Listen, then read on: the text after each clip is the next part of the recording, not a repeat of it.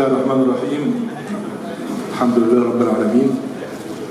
السادة الحضور، ان انا طبعا شايف حقيقة يعني حضور ما شاء الله، فاسمحوا لي كده انا بتكلم عن الحضور بشكل عام، اذا كان استاذ عمرو الجنايني او مثلا وزاره الشباب والرياضه او الشركه الراعيه او برزنتيشن، والساده الاعلاميين وابطالنا اللي هم ابطال الدوري والكاس لهذا الموسم، كاس السوبر يعني.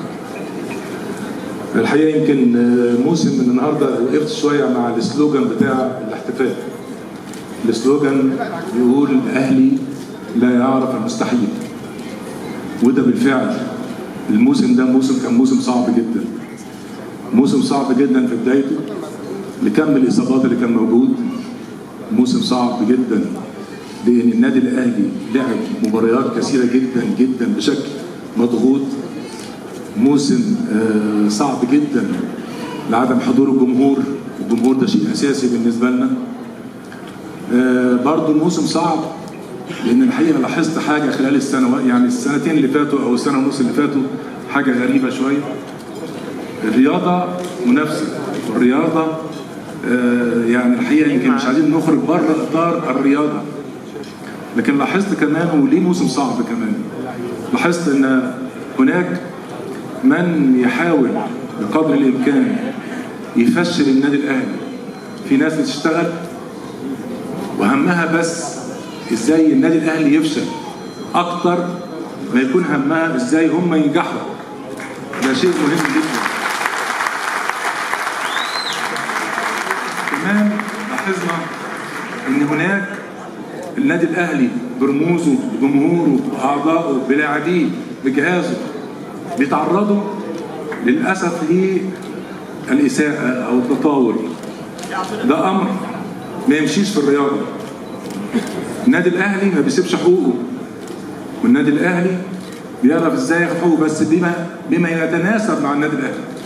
النادي الاهلي قيمه كبيره جدا. لو النادي الاهلي تدنى ونزل لهذا المستوى مش قيمه النادي الاهلي.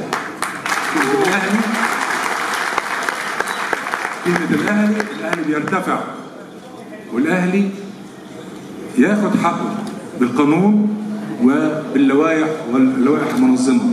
عشان كده احنا متمسكين بتفعيل القانون، متمسكين بتفعيل اللوائح اللي موجوده في الاتحاد الكره، الاتحاد المصري لكره القدم، اللجنه الاولمبيه، وهنسعى لده.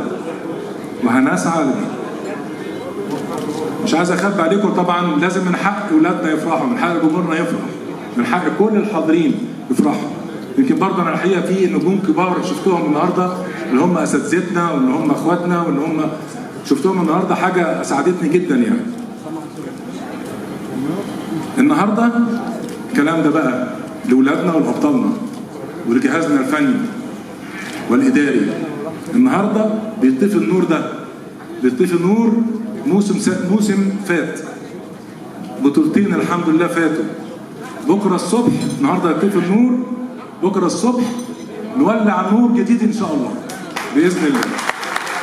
بشكركم جدا وبشكر كل الناس الحاضرين. اشوفكم على خير ان شاء الله كل سنه باذن الله. كل سنه وانتم طيبين، والسلام عليكم ورحمه الله.